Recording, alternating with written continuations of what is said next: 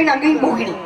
என தந்தைக்கும் தாய்க்கும் மேல் ஆண் குழந்தைகள் இருந்த போதும் பெண் குழந்தைகள் என்ற கவலையினால் அந்த குமரனை வணங்கும் பொழுது குமரனின் அருளால் வள்ளி கிழங்கு தோன்றிய பள்ளத்திலே கண்டெடுக்கப்பட்டு கனகவேங்கை பூங்குரத்தி, சுந்தரவல்லி, வேங்கைக்கரசி, மான்விழியாள், வள்ளி, லவணி என்று அக்கம்பக்கத்தோர் அன்போடு அழைத்து வருகிறார்கள். உடன்பிறப்பா சகோதரர் 7 பேர் என்னை கண்ணின் மணியாக பாதுகாத்து வருகிறார்கள். என்னுடைய கடவுள் கந்தன், கடம்பன், கார்த்திகேயன், குமரன் குன்றிருக்கும் இடமெல்லாம் குமரனிற்கும் இடமாக குமரையத்தோர் வழிவிட வேண்டும் என்று அந்த ஆதி பராசக்தியிடம் வேல் வாங்கிய குமரா முருகா உன்னை போற்றுகிறேன். ஏன் இவ்வூர் மக்கள் என்றும் சிறப்புடன் இருக்க வேண்டும் என்றால் பழனியில் இருக்கும் முருகன், திருச்செந்தலில் இருக்கும் செந்தில் நாதன், குன்றக்குடியில் குடிகொண்டிருக்கும் சண்முகநாதன் என்ற வைத்தியநாதன் மனதில் நீங்காமல் சித்தர் வடிவத்திற்கும் அகத்தீஸ்வரரை வணங்குவோமா முருகா?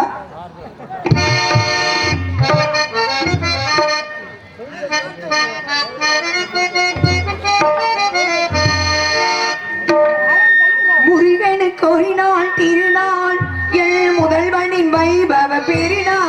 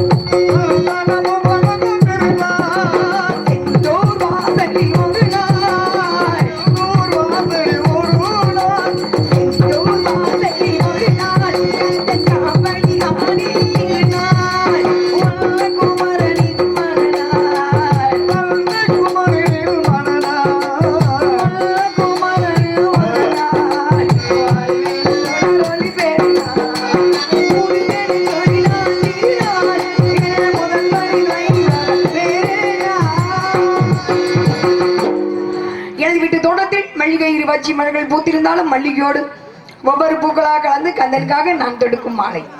பூவும் பெண்ணும் ஒன்று. பிறந்த வீட்டுக்கு பெருமையும் புகுந்த வீட்டுக்கு புகழையும் தேடி கொடுக்கக்கூடியவர்கள் பெண்கள். பிறந்த வீட்டு பெருமைகளை புகுந்த வீட்டிலே பேசக்கூடாது, புகுந்த வீட்டு கஷ்டங்களை பிறந்த வீட்டிலே கூறக்கூடாது என்பது பெண்மையின் தத்துவம்.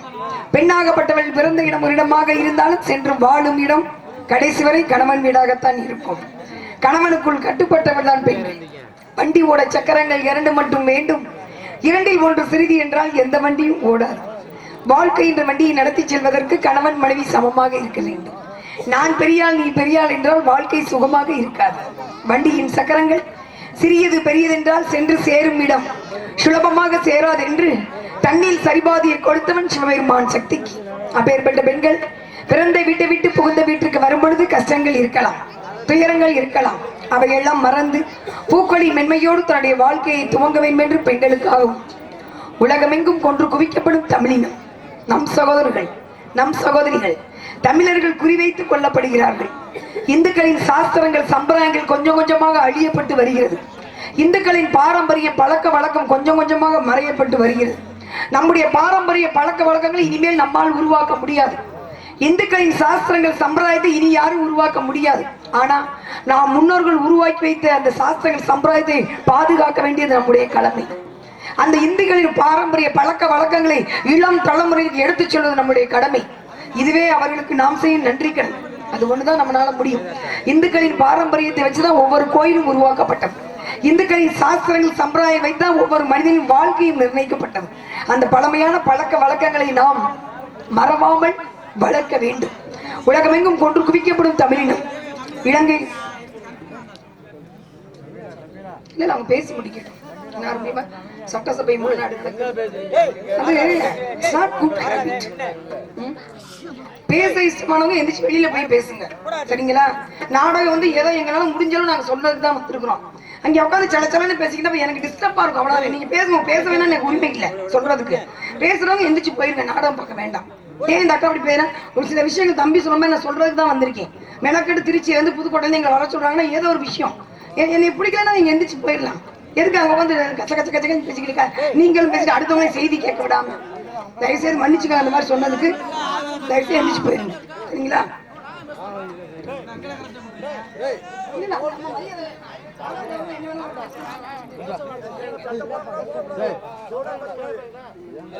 அன்றாடம் கொன்று குவிக்கப்படும் தமிழினம் நம் சகோதரர்கள் ஈழத்திலே தமிழாக பிறந்துவிட்ட ஒரே ஒரு காரணத்துக்காக பறவை போல் கொன்று குவிக்கப்பட்டார்கள். சிறுவயது குழந்தைகள் புத்தக மூட்டையை தூக்கி கொண்டு பாடசாலைக்கு செல்வதற்கு பதிலாக ஏவுகளை எடுத்துக்கொண்டு எதிரியோடு போராடிய கொடூரம். சிறுவயது பெண்கள் கொல்லப்பட்டு அந்த உடலில் வெப்பம் திரும்ப காமம் தீர்த்து கொண்ட சிங்கள காம பெரியர்கள். கர்ப்பிணி பெண்கள் கொல்லப்பட்டு கருவில இருக்கும் தமிழனின் குழந்தை எங்கே பிழைத்து விடுமோ என்று கருவை கிழித்து குழந்தை எடுத்து கொன்ற கொடூரம். பார்த்தால் படித்தால் கண்களில் உதிரம் வரும். நாம் எதுவும் செய்ய முடியாது. ஆனால் அன்றாடம் வணங்கு தெய்வத்திடம் ஒரு கூட்டு பிரார்த்தனை. நாம் வாழும் இந்த வாழ்க்கை நிரந்தரம் கிடையாது, இது ஒரு மாயை. கொஞ்ச நாள் வாழ வந்திருக்கிறோம். இந்த வாழ்வு முடிந்தவுடன் இறந்து விடுவோம். இறந்த பின்னால் ஆத்மாவை நிர்ணயிப்பு ஒரு தெய்வீக சக்தி. அந்த தெய்வீக சக்தியிடம் ஒரு கூட்டு பிரார்த்தனை. ஒரு பிரார்த்தனையை தினம் தினம் நாம் தெய்வத்தினால் கோரிக்கையாக வைத்தால் நிச்சயம் அந்த பிரார்த்தனை பலிக்கும். கடவுள் இல்லை என்றெல்லாம் யாரும் சொல்ல முடியாது. கடவுள் இந்த கலியுகத்திலும் கடவுள் கண்ணால் இருக்கிறார். ஆனால் அதை முழுமையாக நாம் வணங்க வேண்டும். ஒரு கோரிக்கையை தினம் தினம் ஒரு குறிப்பிட்ட நேரத்தில் ஒரு கோரிக்கையை தெய்வத்தினால் வச்சால் நிச்சயம் அந்த கோரிக்கை நிறைவேற்றப்படும் தெய்வத்தால். இது இன்றும் சித்தர்கள் எழுதி வைத்த உண்மை. அதுபோல ஒரு கோரிக்கை தினம் தினம் இந்த கோரிக்கையை நான் தெய்வத்தின் முன்னால் வைக்கிறேன். வரலாறுகள் தான் உண்மை. சேர நாடு, சோழ நாடு, பாண்டிய நாடு. சோழ நாட்டை ஆண்ட 48 இலங்கைக்கு படையெடுத்து சென்று இலங்கை வென்று அங்கு பறந்தது தமிழனின் கொடி. ஒரு காலத்தில் இலங்கை நமக்கு சொந்தமாக இருந்தது. அங்கிருந்து 19 சிங்கர்களை அடிமையாக கொண்டு வந்து திருச்சியில் கல்லணை கட்டியதற்கு சான்றுகள் வரலாறுகள் இருக்கின்றது. அன்று நமக்கு சொந்தமான இலங்கை என்று தமிழனுக்கு இடமில்லை. மீன் பிடிக்க சென்ற மீனவர் திரும்புவது கிடையாது. ஒரு மீன் உயிரும் ஒரு தமிழின் உயிரும் ஒன்றாகிவிட்டது. ஒரு செம்மர கட்டையும் ஒரு தமிழன் உயிரும் ஒன்றாகிவிட்டது. வர வேண்டும். அவர்கள் அந்த உலகமெங்கு போராடிக்கின்ற தமிழர்கள் சந்தோஷமா வாழ வேண்டும். அவர்களுக்காகவும் படைக்கும் குரல் பிரம்மாவை நாம் யாரும் பார்த்தது கிடையாது. யார் பார்த்திருக்கிறார்கள் படைக்கும் குரல் பிரம்மாவை? ஆனால் உலக படைப்பாளி அப்துல் கலாம் ஐயா அவர்கள் உலக படைப்பாளி. மற்ற நாடுகளை இந்தியாவை பூர்வத்தை உயர்த்தி பார்க்க வைத்தவர். எம்மதமும் சம்மதம் என்பதற்கு எடுத்துக்காட்டாக விளக்கியவர். நான் இந்த மதம் என்று சொல்வதை விட நான் ஒரு நல்ல மனிதன் என்று சொல்வது பெருமை என்று கூறியவர். நான் இன்ன இனம் என்று சொல்வதை விட நான் ஒரு நல்ல உள்ளம் படைத்த மனிதன் என்று சொல்வது பெருமை என்று கூறியவர். நாடு என்ன செய்தது நமக்கு என்ற கேள்விகள் கேட்பது எதற்கு, நீ என்ன செய்தாய் அதற்கு என்று கேட்டால் நன்மை பிறக்கும் உனக்கு என்ற மொழி கோப்ப வாழ்ந்தவர். 83 வயது வரை திருமணம் செய்து கொள்ள நேரமில்லை என்று நாட்டுக்காக வாழ்ந்தவர். எவ்வளவு பெரிய மனுஷன் பாருங்க. கட்ட பிரம்மச்சாரி. பிரம்மச்சாரியாக வாழ்வது, ஆண்கள் பிரம்மச்சாரியாக வாழ்வது என்பது மிக மிக அரிது, மிக மிக கொடுமையான விஷயம். அதை 83 வயது திருமணம் செய்து வாழ்ந்தவர், நாட்டுக்காக வாழ்ந்தவர். அப்பேற்பட்ட அந்த ஐயாவை இன்று சிவபெருமான் ராமேஸ்வரத்தில் பட்டினத்தாருக்கு பேய் கரும்பு கொடுத்த திடலில் விதைக்கப்பட்டிருக்கிறார்கள். அவர் வாழ்ந்த கனவு காண சொன்ன இளைஞரின் கதாநாயகன், குழந்தைகளின் கனவு நாயகன். ஒரு மனிதன் தூங்கும் போது காண்பதற்கு பேர் கனவல்ல, ஒவ்வொரு மனிதன் விழித்திருக்கும் போது கனவு காண வேண்டும். நான் எடுத்து வைக்கும் ஒவ்வொருடையும் வெற்றிப்படியாக மாற வேண்டும் கனவு என்றால் நிச்சயம் அவர் கண்ட கனவு படிக்கும். அவர் வாழ்ந்த காலங்களில் நாமும் வாழ்ந்தோம் என்பது நமக்கு பெருமை. அவருக்காக ஒரு 20 நாட்களுக்கு முன்னால் இந்திய ராணுவ கிடங்கில் தீப்பிடித்து 20 ராணுவ வீரர்கள் கருகிவிட்டார். நாட்டுக்காக தன் மனைவியை பிரிந்து குழந்தைகளை பிரிந்து நாட்டுக்காக பாடுபடும் ராணுவ வீரர்கள் கருகிவிட்டார். அவர்களுக்காகவும் அற்புதமான மாபெரும் மேதை, உலகமெங்கும் போற்றக்கூடிய, உலகம் அழியும் வரை புகழ் அழியாத ஒரு மாபெரும். என இப்படித்தான் வாழணும். எப்படி வாழ்வது வாழ்க்கை இல்லை. வாழ்ந்தவர் கோடி, மறைந்தவர் கோடி, மக்களின் மனதில் நிற்பவர் யாருன்னா அது அன்புமிகு பாசத்தை மிகு பசுமன் தேவரையா அவர்கள் தான் நிச்சயமாக. ஏன்னா எப்படி வேணாலும் வாழலாம். இப்படித்தான் கட்ட பிரம்மச்சாரியாக, பிரம்மச்சாரிகள் சாதாரணப்பட்ட விஷயம். ஆனா கடைசி வரை அவர் காவி உடுத்தாமல் இருந்தார். அதற்கும் ஒரு காரணம் இருக்கிறது. அப்படிப்பட்ட மாபெரும் மேதை அவருக்காக இந்த பாடல் சமர்ப்பணம். முருகா.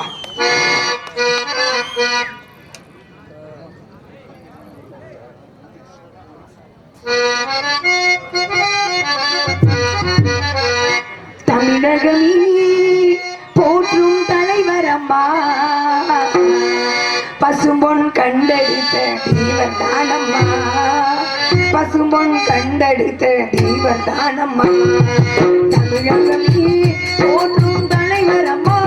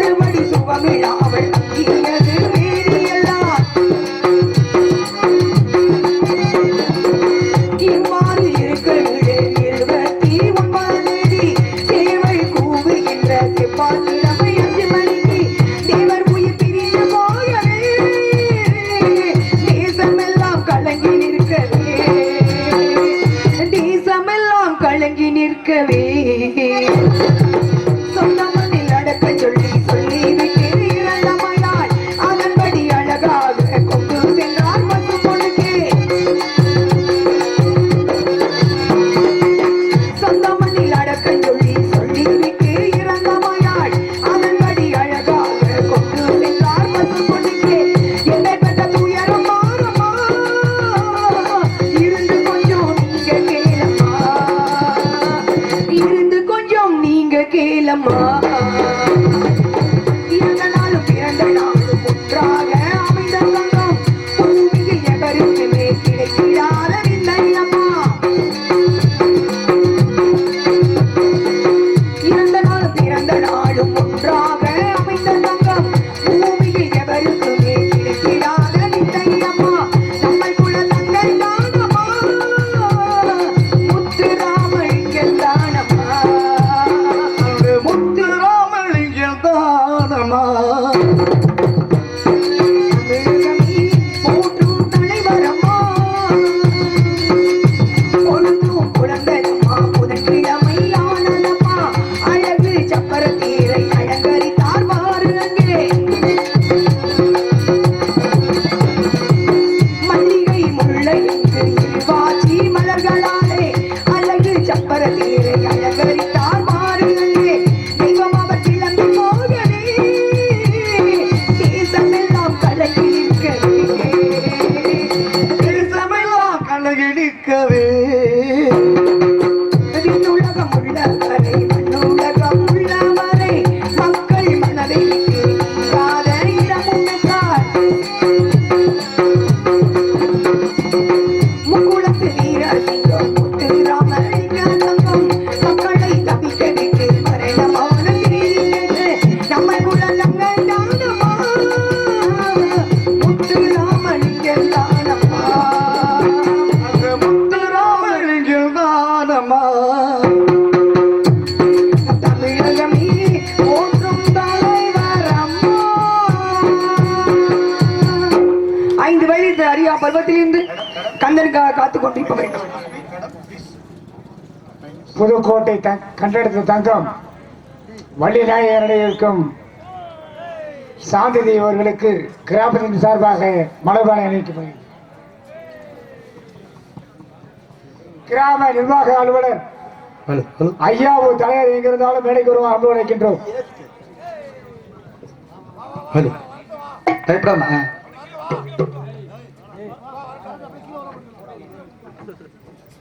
ஐந்து வயது அறியா பருவத்திலிருந்து கந்தனுக்காக காத்துக் கொண்டிருப்பவள் நான் எப்படி கந்தனின் அருளும் பாசமும் முழுக்க முழுக்க எனக்கே கிடைக்க வேண்டும் என்று அதே மாதிரி என்னுடைய பக்தியும் பரவசமும் முழுக்க முழுக்க கந்தனுக்கு மட்டுமே உரியது என்று காத்துக் கொண்டிருப்பவள் நான் ஒவ்வொரு நாளையும் ஒவ்வொரு யுகமாக கிடைக்கிறேன். கந்தன் வருவான் நிச்சயம். மக்களுக்கு நல்லது நடக்க வேண்டிய நம்பிக்கை மனிதனுக்கு வேண்டும். மனிதனுக்கு இருக்க வேண்டிய தெய்வ நம்பிக்கை தன்னம்பிக்கை அவநம்பிக்கை மூட நம்பிக்கை என்பது கூடாது. தெய்வம் இறங்கி வந்து யாருக்கும் உதவி செய்வது கிடையாது. ஒரு மனிதனின் வடிவத்தில் இன்னொரு மனிதனுக்கு உதவி செய்வதுதான் தெய்வம். நாம் கஷ்டப்படும் பொழுது யார் ஒருவர் நமக்கு தானாக வந்து உதவி செய்கிறார்களோ அந்த உதவியை தெய்வ உதவியாக நினைத்து அதை கடைசி வரை நன்றி மறக்காமல் இருக்க வேண்டும். பிறப்பு என்பது ஒரு முறைதான். மறுபிறப்பு என்பதற்கு ஆதாரம் கிடையாது. அது இல்லை என்று சொல்ல முடியாது, இருக்கு என்று ஆதாரமாக கூறவும் முடியாது. ஆனால் இந்த பிறப்பு நிஜம். இந்த பிறப்பை நாம் சரியாக பயன்படுத்த வேண்டும். எங்கே யாராவது ஒருவர் எழுந்து என்னால் 80 ஆண்டுகள் 90 ஆண்டுகள் உறுதியாக வாழ முடியும் என்று வாழ்க்கைக்கு உத்தரவாதம் கொடுக்க முடியுமா? நிர்ணயமற்ற வாழ்க்கை. நாம் எடுத்து வைக்கும் ஒவ்வொரு அடியும் மரணத்தை நோக்கித்தான் எடுத்து வைக்கிறோம். மரணம் என்பது திருடனை போல். அது எப்பொழுது வரும் எப்பொழுது போகும் என்று யாராலும் சொல்ல முடியாது. வீட்டிலே தேடி கிழிக்கப்படும் போது மனிதா உன்னுடைய ஆயுளில் ஒரு நாள் குறைகிறது என்று அர்த்தம். அதற்கு முன்னால் பிறந்த இந்த பிறப்பை நாம் சரியாக பயன்படுத்த வேண்டும். அக்கம் பக்கம் உள்ளோர் அன்போடு, தாய் தந்தையோடு நேசத்தோடு, கணவன் மனைவி உண்மையான பாசத்தோடு வாழ கற்றுக்கொள்ள வேண்டும். சாதனை செய்து பெரியாதவதை விட அடுத்தவர் மனங்களை வேதனைப்படுத்தாமல் இருந்தால் அதுவே மிகப்பெரிய சாதனை என்று கற்றவர்கள் கவிஞரில் கூறியிருக்கிறார். இதோ கவிஞர் கண்ணதாசனின் வழியில்.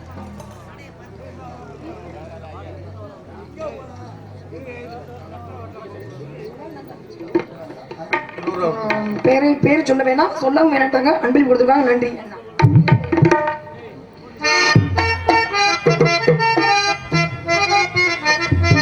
உயர்ந்த இடத்தில் இருக்கும் போது உலகம் நம்மை மதிக்கும். நம் இளமை கொஞ்சம் இறங்கி விட்டால் நிழலும் கூட மதிக்கும்.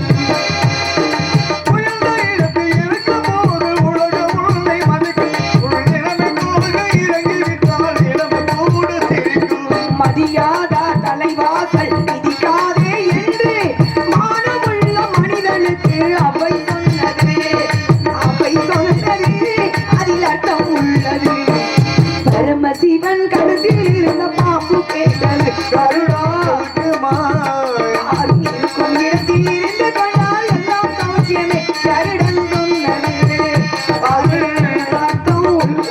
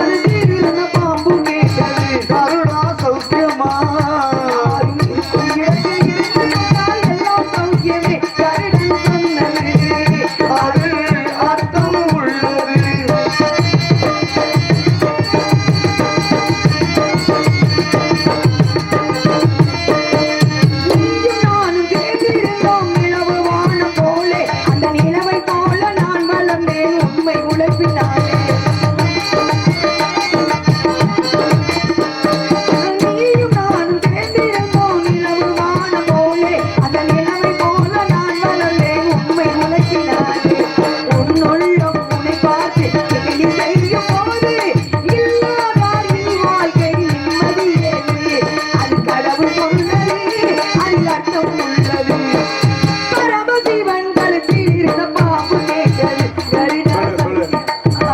யாரும் இருக்கும் இடத்தில் இருந்து கண்டால் எல்லாம் சௌக்கியமே கருடன் சொன்னது அது அர்த்தம் உள்ளது.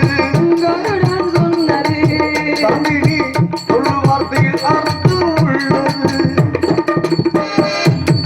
இன்று காவலுக்கு செல்ல வேண்டும் என்று தந்தையாகப்பட்டவர் கூறியிருக்கிறார். தாயிற் சிறந்த கோவிலும் இல்லை, தந்தை சொல்மிக்க மந்திரமில்லை சொல்லிக்கிறேங்க. என்று நான் காவலுக்கு செல்ல வேண்டும். என்னுடைய காவல் இன்று அறிவுள்ள காவல், வினயமான காவல், விஷயமான காவல், சற்று வில்லங்கமான காவலாக இருந்தாலும் மக்களுக்கு சின்ன சின்ன விஷயங்களை பதிய வைக்கும் காவலாக இருக்கும் என்று காத்துக் கொண்டிருப்பவன் நான். தோழியின் வரவுக்காகவும் என்னுயிர் இன்னொரு தோழியின் வரவுக்காகவும் காத்திருக்கிறேன். அவர்களோடு சென்று நான் நந்தவனத்தை பார்க்க வேண்டும். அதற்கப்புறம் மறுவரை சந்திக்க வேண்டும் என்று காத்திருப்பவன் நான். அதற்கு முன்னால் இந்த பூமியில் வாழ்பவர்கள் நாம் பூமியை பற்றி நன்றாக தெரிந்து கொள்ள வேண்டும். உங்களுக்கு தெரியாத விஷயங்கள் இல்லை, உங்களுக்கு தெரிந்த விஷயங்களை தெளிய வைக்க வருபவர்கள் நாங்கள். இந்த பூமியாகப்பட்டது அந்தரத்தில் சுற்றப்படும் ஒரு கிரகம். ஆதிசேஷனும் ஐராவதமும் இந்த பூமியை தாங்கிட்டு இருக்க கிடையாது, அதெல்லாம் போய் தன்னைத்தான் சுற்றி கொண்டு சூரியனை சுற்றி வருவள் பூமாதேவி. சூரியனை சுற்றி 9 கிரகம், சூரியனை சுற்றி 9 கிரகம். முதல் கோள் புதன், 2வது கோள் சுக்கிரன், 3வது கோள் பூமி, 4வது கோள் செவ்வாய் கிரகம், 5வது கோள் வியாழ கிரகம், 6வது சனி என்ற கிரகம், 7வது யுரேனஸ் என்ற கிரகம், 8வது நெப்டியூன் என்ற கிரகம், 9வது புளுட்டோ என்ற கிரகம். இதுல நிலவும் சூரியனும் சேர்த்து அல்ல. அப்ப பூமி வானத்துல இருப்பது 9ஆ 11ஆ? மாமா இவ்வளவு நாடகம் பார்த்திருக்கீங்க, என்ன கேட்டேன்? சூரியனை பத்தி கிரகத்தை பத்தி சூரியனை சுற்றி 9 கிரகம், சூரியனும் நிலவும் சேர்த்து அல்ல. கிரகம் என்ன சுத்திட்டு இருக்கு? அப்ப சுத்திருச்சு, உள்ள ஒரு கிரகம் உட்கார்ந்துருக்குல்ல. சூரியனை சுத்தி 9 கிரகம். இது உண்மையான விஷயம். இது புராணமோ நான் ராமாயணமோ மகாபாரதமோ கேட்கல. நம்ம முன்னாடி கண்ணு முன்னாடி தினமும் நடந்துக்கிட்டு நம்ம அந்த பூமியில வாழ்றோம். சூரியனை சுற்றி 9 கிரகம் சொல்லி முடிச்சிட்டேன். அதுல சூரியனும் சந்திரனும் சேர்த்து கிடையாது. அப்ப சூரியனையும் சந்திரனை சேர்த்தா வானத்தில் இருப்பது 11ஆ 9ஆ? அது நீங்க சொன்னாலும் சந்தோஷப்படுவேன், இல்லை படையப்பா சொன்னாலும் சந்தோஷப்படுவேன், இல்லை யாராவது சொன்னாலும் சந்தோஷப்படுவேன். சரிங்களா? நிச்சயமா இந்த 9 கிரகத்துல 3வது கிரகம் பூமி. வெப்பமயமாய் கொண்டு தட்பவெப்பநிலை மாறிச்சு. தட்பவெப்பநிலை மாறிச்சு. 12 அடுக்குகள் கொண்டதான் பூமி என்ற கிரகம். கொஞ்சம் மாறிச்சு. கிராமத்துல சொல்லுவாங்க, வயசானவங்க குழந்தைங்களை வடக்க தலை வச்சு தூங்க வைக்க மாட்டாங்க, பெரியவங்க வடக்க தலை வச்சு தூங்க கூடாது. அதற்கு புராண ரீதியா ஒரு கதை, அதற்குள் நாம் செல்ல வேண்டாம். வடதுருவம் தாழ்ந்தும் தென் துருவம் உயர்ந்தும் இருக்கும். ஒரு மனிதன் தொடர்ந்து வடக்கே தலை வைத்து தூங்கினால் இதயத்தில் இருக்கும் ரத்தமாகப்பட்டது மூளைக்கு சென்று சமமாக திரும்பாது. அதற்காக தான் வடக்கே தலை வைத்து தூங்கக்கூடாது என்று சித்தர்கள் எழுதி வைத்தார்கள். இன்றும் சில நம்ம கிராமத்துல வடக்க திசை பார்த்து தான் சாப்பிடுவாங்க, திசை பார்த்து தான் தூங்குவாங்க. அதே மாதிரி வடக்கே தினமும் சாதம் சாப்பிடக்கூடாது. தொடர்ந்து வடக்கே சாதம் சாப்பிட்டால் கடன் தொல்லை அதிகமாகி ஆயுள் குறைந்து சீக்கிரம் மரணத்தை தழுவி விடுவோம். வடக்கே செய்ய வேண்டிய ஒரே ஒரு விஷயம், தவம் மட்டுமே செய்ய வேண்டும், ஜீவ சமாதி. அதே மாதிரி தஞ்சை பெரிய கோவில் அனைவருக்கும் தெரிந்த விஷயம். கோவில் கட்டப்பட்டு 1010 வருடங்களுக்கு மேலாகிறது. அஸ்திவாரம் வெறும் 5 அடி தான். 5 பஞ்சபூதங்களை அடிப்படையா வச்சு கோவில் கட்டப்பட்டது. அந்த 5 அடி கோவில் நிழல் கீழே விழுகாம கட்டினாங்கன்னா கொஞ்ச நாளைக்கு முன்னாடி நிழல் கீழே விழுந்து மறைந்தது. அப்ப கண்டம் விட்டு கண்டம் பூமி நகர்கிறது. அந்த பூமியில தான் நம்ம கொஞ்சம் நகர்ந்துச்சு. 2013 உத்தரகாண்ட பிரதேசத்துல சரஸ்வதி நதியும் மந்தாகி நதியும் ஒன்றாக சேர்ந்து 3 லட்சம் பேரை அழித்தார்கள். யாருனாலே ஒன்றும் பண்ண முடியல. 2015 நேபாளத்துல 8500 பேர் இறந்தார்கள். ஒன்றும் பண்ண முடியாது, பூமி எதுவும் பண்ண முடியாது. இன்னும் 25 இடங்களில் வர காத்திருக்கிறது. கீழே உள்ள ஒரு அடுக்கு மேல உள்ள அடுக்கு உரச ஆரம்பிச்சிச்சு. இந்த அடுக்கு ஊடுருவி செல்லும்போது மேல உள்ள அடுக்கு தூக்கப்படும். அப்போ 3 பெருநகரம் காணாமல் போக காத்திருக்கு, மிகப்பெரிய நகரம் காணாமல் போக காத்திருக்கிறது. அப்படிப்பட்ட அந்தரமான பூமியில் நம்ம வாழ்ந்து கொஞ்சம் நினைச்சு பாருங்க, பயமா இருக்கு. நிச்சயமாக அந்தரமான ஒரு பூமியில் நம்ம வாழ்றோம். அந்த பூமியை நம்ம காப்பாற்றணும், எதுவும் செய்ய வேண்டாம். 10 மாசம் நமக்கு சுமந்து பெற்றெடுப்பவள் தாய், தன்னுடைய ரத்தத்தை தாய்ப்பாலா கொடுக்கக்கூடியவள் தாய். உலகத்தில் ரத்தமும் தாய்ப்பாலும் செயற்கையாக தயார் பண்ண முடியாது. அது மனித உடம்புக்கு 36 அற்புதமான ஒரு சஞ்சீவினி. பெற்ற தாயும் தந்தையும் யார் கடைசி காலத்தில் காப்பாற்றுகிறார்களோ அவர்கள் தான் உலகத்தில் சிறந்தவர்கள். அதுபோலதான் பூமி தாய். பூமியில தான் பிறக்கிறோம், பூமியில விளையாடுறதான் சாப்பிடுறோம், பூமியில கிடைக்கிற பொருளை வச்சுதான் வீடு கட்டி சந்தோஷமா இருக்கிறோம். பூமி தாய்க்கு நாம என்ன செய்கிறோம்? 10 லட்சம் ரூபாய் பணத்தை பூமியில் புதைத்து வைத்த